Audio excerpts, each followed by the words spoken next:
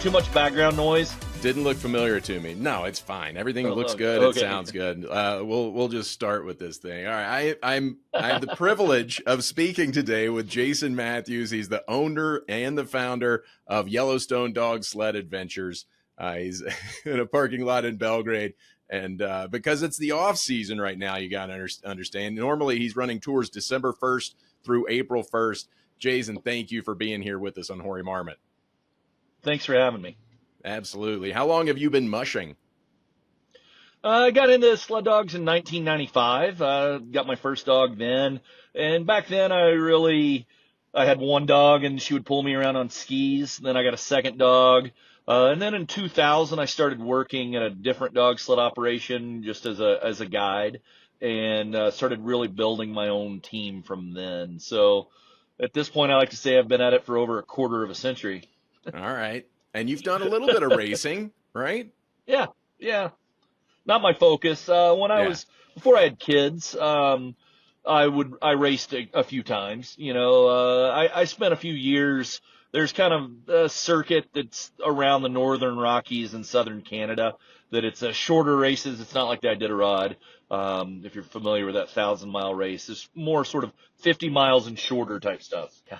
All right, fair enough. And these days you're taking tourists on 2.5-hour excursions. It's like a 2.5-hour version of the Iditarod. Yeah, 2.5-hour excursions. Yeah, that's visitors to Big Sky and West Yellowstone generally. That's we take them on. It's about a half day by the time they get to us and then leave. All right. How grueling is the trail? I would say it's more fun than grueling. Okay. Our trail is, it's not a wide Forest Service road by any means. We make our own trails with a snowmobile, and then we groom them with a groomer we drag behind the snowmobile, and we go through the trees. We wind through, places that a lot of people wouldn't take dog teams, at least on guided trips. We like to have it more like an actual musher themselves. So, if you were out running through the woods somewhere where you would go, not just sticking to a Forest Service type road. Okay. We like the windy trails, but it's not really too grueling at all. We have it set up so a first time musher can do it. Perfect. All right. That sounds idyllic. I bet it's nice Yeah, and quiet back there. You are very quiet. I'm sure you're already booking tours for this upcoming winter. Can Yep. people bring their own dogs if their dogs are good at pulling? We can ask that frequently. And, although we have, we usually have 50 dogs at our camp, and our dogs get along well with almost all of our other dogs. They're going to get along well typically with any dog that comes up, unless it's a tiny little, a little yipper or something. But if it's a decent sized dog, our dogs will be fine with it. But one thing that we noticed when we were newer at this is a lot of times people bringing their own dogs would be overwhelmed. Those new dogs coming into a area with 50 dogs would be overwhelmed. And so, no, we don't really allow people to bring their own dogs.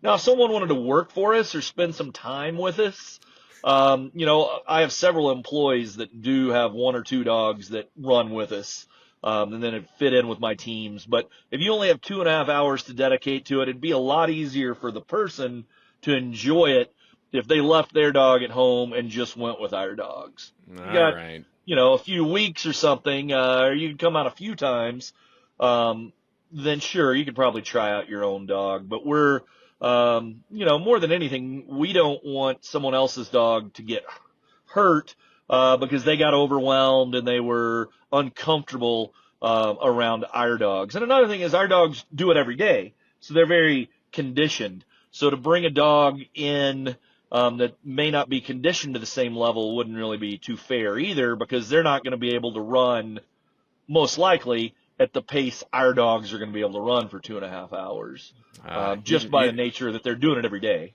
You don't know what you're missing out on. My Bernedoodle really tugs on that leash, Jason. You live in the area. You could give it a try. All right. You could come out more. If you only have 2.5 hours, it's not for your dog. But if you have a couple, come out 3 days over the season, we could probably try her out. All right. Try him or her out. Sounds good. The dogs are obviously the star of your business. You said you got 50. Absolutely. What? How much poop are you picking I have up? more than 50. I have more than 50, but How many do you that's have? what we usually have at our camp. What? I have Okay. 94. You have 94. 94 dogs. Are you I just do. And that's retired dogs. What's that? you're constantly picking up the poop? How much kibble are you going through? Yeah, we are constantly picking up. I mean, it is a never ending. Like, I'm here right now talking, there's two people picking up poop right now. Okay. So it is a constant thing, to be picking up poop. And kibble, we go through, so in a winter, we will go through, in one day, we'll go through about 80 pounds of kibble, and we'll go through about 80 pounds of meat. And that meat can either be ground beef or ground chicken. We also have salmon that we That is buy so as much well. old Roy. Yeah, no, it's not Old Roy. We try to stay, nothing against Old Roy. It's just not right for working athletes. Okay. Our dogs need a little bit better, higher quality than Old Roy. I I don't want to say understand. anything about Old Roy and offend anyone, No.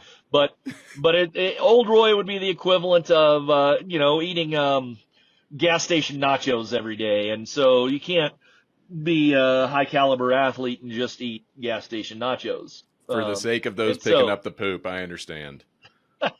Where are these exactly. dogs coming from, Jason? Are you breeding Sure. them or getting them straight off the black Some. market? The black market. No, we're not getting any off the black market. I like to think of it kind of in thirds. Historically, my kennel has been about a third of dogs that I have bred, about a third of dogs that I have bought from other mushers, usually retired racing dogs that they were no longer sprint racers, but they still, wanted to be sled dogs for another 5 years or so. They just weren't going to run at 25 miles an hour. They'd rather trot along at 8 miles an hour. So we'll buy Right. retired sprint racing dogs, and then rescues. I have worked over the years with a lot of different rescue groups, and adopted dogs that way. Or I'll occasionally have someone call me and say, we have this unruly Siberian husky we need help with. Could you take it or whatever? And so over the years, about a third of my dogs have come as straight rescues. Okay. But And yeah, and no, but not too much off the black market. and you have a range of dogs. Like normally you're used to seeing those Siberian Huskies that are pulling Sure. sleds, but it seems like you do not limit yourself to the Husky breed.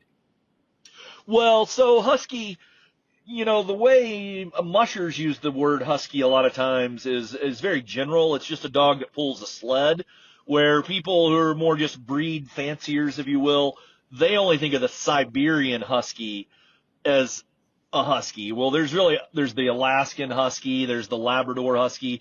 That's not a cross between the Labrador and retriever and a husky. It's the native sled dog to the province of Labrador. There's the Mackenzie River husky. There's lots of different huskies. So we have a lot of different style huskies, but most of them all are huskies. We're not really using hound dogs or anything. We do have some crosses that are like a Siberian husky hound dog cross type things.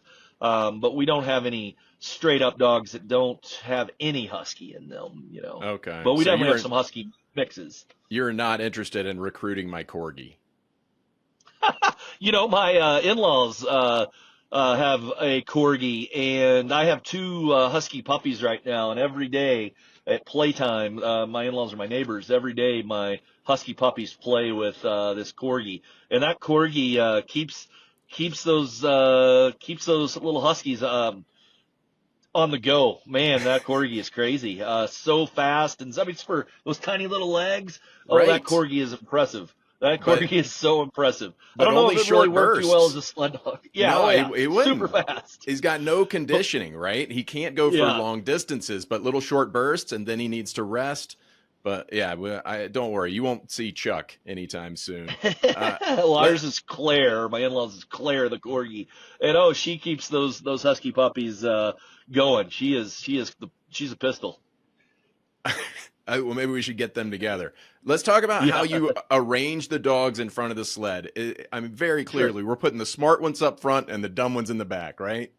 I mean, that's a simplification that you could say. There is a certain truth to that. It's a little more detailed than that. So the focused dogs that really want to run and really want to that know the job, they're the ones in the front. And then if you're a little more distracted, then yes, going into the back would make sense. And that way the dogs in the front are running and paying attention and doing what they're supposed to. The dogs in the back, if they get a little distracted for a second, well, they're still kind of going to go along with the show. If they want to bark at a squirrel or whatever, where hopefully a lead dog would not be chasing a squirrel or barking at a squirrel. They're going to stay focused. And over time, those dogs that might not be as focused or whatever, they will get the focus the more they do it. That is one thing about mushing, running sled dogs, is the more the dogs do it and the more they have successful good runs and really realize how fun it is, how enjoyable it is for them, the more professional they get at it, the better they get at it. And so you could start out with a dog that is a 3-year-old is, kind of a goofy dog that you'd put in the back, sort of like a goofy high school student. But by the time they're seniors, by the time they're 7-year-olds or something, or the time the high school kid's a 12th grader, they know the program a little better. Does that make sense? It And so absolutely. And they dogs can graduate grow up into toward the being a front. leader. Yeah, as they figure it out, as they figure it out, they really, I think as human runners, you hear about the runner's high where there's an endorphin release. And so that's why people like to, that are ultra marathon runners or whatever, that's one of the things that they like to do. Well, these dogs, the more they do it, the more they like to do it, and that's why they act so crazy when you're hooking them up. They'll be barking and jumping and they want to go, even if they just ran 2 hours ago. To them, it's another chance to get that sort of endorphin rush. And so by all means, they're like, hey, let's do this. They're always ready to go. All right, that's outstanding. And you talked about a squirrel. So let's say a bobcat runs right in Sure. front of the team across the path. Are we definitely going into the woods now and chasing this thing, or they're going to keep us on the track? Well, I mean, it depends on whose dogs and how they're trained and everything. So where I live and train my dogs, I have horses, we have sheep, we have a donkey, we have chickens, we have barn cats. And so our dogs encounter a variety of there's elk all around where I live at certain times of the year. They encounter all these different things. And so they're really trained. And there's some videos on our Facebook even of how I'll train a dog team. I'll just pull up they're all attached to a four-wheeler and be on the other side of the fence from a group of horses, and I'll just stay there and not let the dogs run again until they're no longer looking at the horses or anything. And then once they aren't paying any attention to the horses, I'll let them run. And that's what they want to do more than anything. And so they get the idea, don't look at distractions. Distractions keep us from running. If you just, turn a blind eye to it, and I use the command on by, which means don't pay attention to it, then they're very easy to train in that way because they want that ultimate payoff of going on a long run. And so, no, I've never encountered a bobcat on the trail, but I've encountered wolves, I've encountered coyotes, moose, elk, foxes, those are a few of the animals I've encountered over the years. And they generally will run, we're talking 9 times out of 10 will run right by. Our lead dogs are professionals, Yeah. without a doubt. They're professionals. I definitely have a few dogs that that would probably, if they weren't running in a formation, that they would probably be interested in chasing a bobcat or something. But the leaders, they know the drill. Okay. That Yeah. makes a lot of sense. I love hearing about your training. Are they all fixed? How much humping is going on Yeah. here at camp? So So I'm glad that's I'm glad you asked that because I would like to give a shout out to Hardaway Veterinarian here in on Jackrabbit Lane and near Belgrade, in between Bozeman and Belgrade. That's who we work with, and they really worked with us in getting it where all my males have been neutered, and that's a great expense. And so they worked with me and did a lot of trade where I took their staff, all their staff dog sledding, through a dog sledding party for them, let me pay it over time. And that's a really important thing. We don't want to have accidental breedings. We don't want to be having puppies all the time. Granted, we do have two puppies right now. And if we have had an accidental litter in the past, but that's not something we want to have happen. And so it is a great expense to spay and neuter. I would never take advantage of those spay and neuter task force, where you can get your dogs done for free at a discounted rate, because Yeah. it's not fair to roll in with, that many dogs and try to do that. So, we just had made a deal with Hardaway, and in the past we had worked with Sue Geske at Double Diamond Vet in Bozeman. She's now moved. But Hardaway has been really great with us at helping us get our dog numbers, or get our dogs spayed and neutered, so we can keep that under control. And for us, they're much easier to handle. If you have 8 dogs hooked up and 5 of them are males and one of them is a female that is coming into heat, it's not gonna go very well. They're all gonna be too interested in that female. And so, it's important for us, with as many dogs as we have out at one time, to really spay and neuter. And so, it's keeping the dog numbers down, but it's also just keeping the teams professional and focused. Yeah. Yeah. Makes a lot of sense. You got to keep those athletes on the straight and narrow. I'm Oh, glad absolutely. I'm glad you brought up bartering your services for other services, Oh because no. you became a I have a local feeling I know where hero this is going.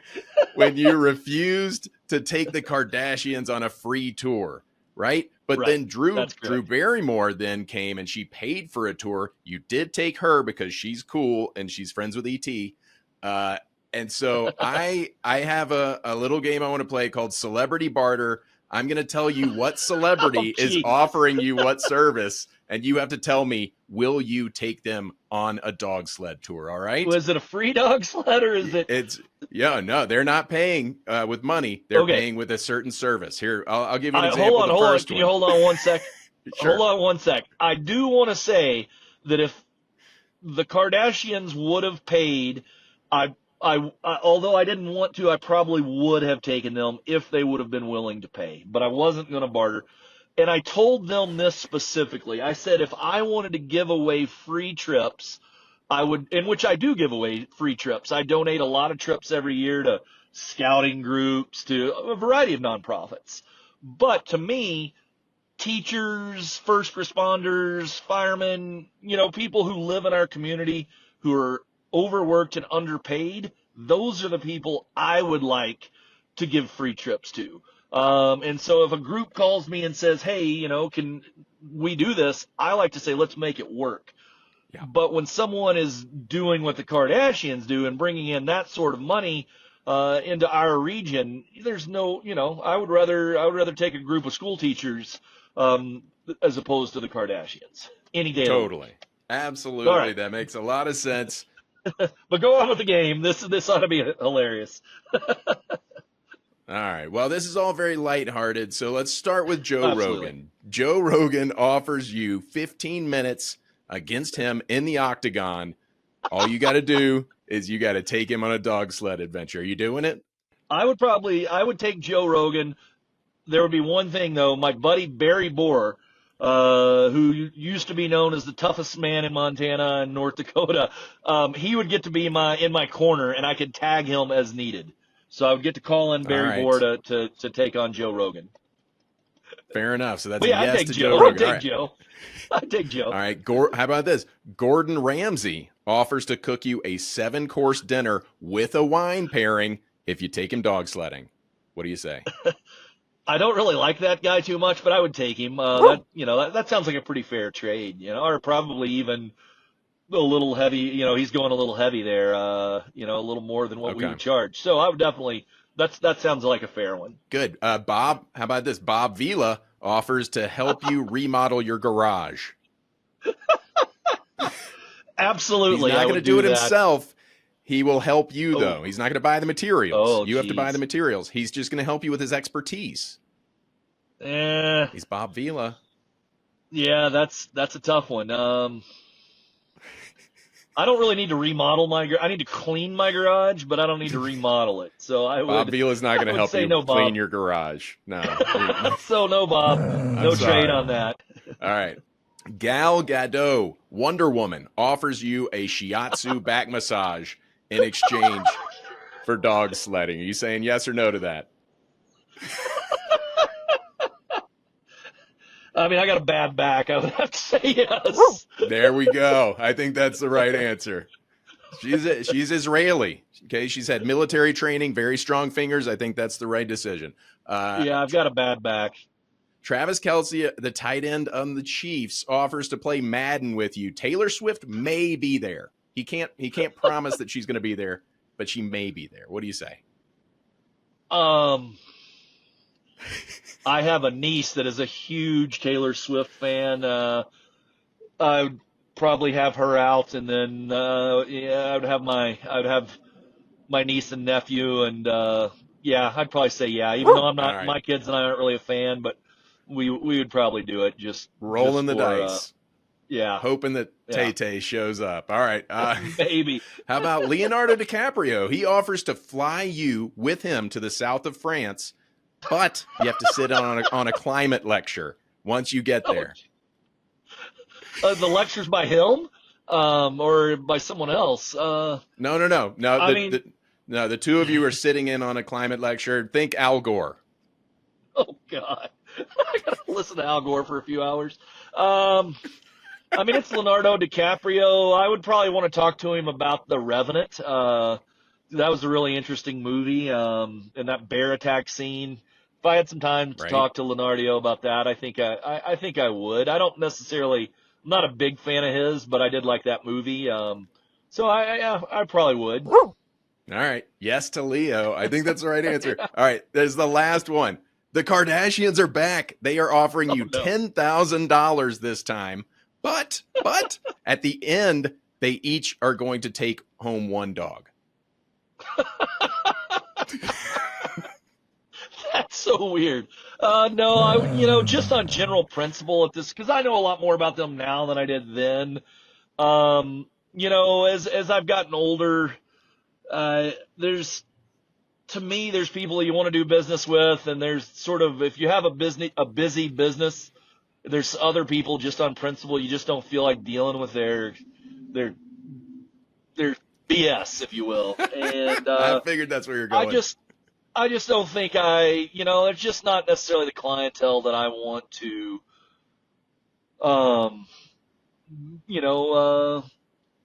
have to spend a day with. And not, more power to them to do their thing. They want to do their thing in California or LA or anywhere they want to be. That's fine. But, I just really didn't like how they treated Montana when they came here. Not just me, but, the whole thing. There was a lot of bad rumors around Big Sky and stuff about how they acted, and we don't need them around here. Is sort of my feeling. And I don't want to go down in history as a Kardashian basher. I hate that my name's even associated with them the way it is, but that's just not someone I want to do business with at all. All right, Jason, it's not someone I want here. A simple no would have sufficed, all right? You didn't have to expound. Good Lord. The soliloquy. I always have to expound. This has been so much fun. Thank you for your time here. Jason Matthews, Dog Sled Adventures of Yellowstone. Please go ahead and get on a schedule now because it's going to book up this winter season when we're going to be blessed with a ton of snow. So get back to your day, Jason. Thanks, man. Nice talking with you.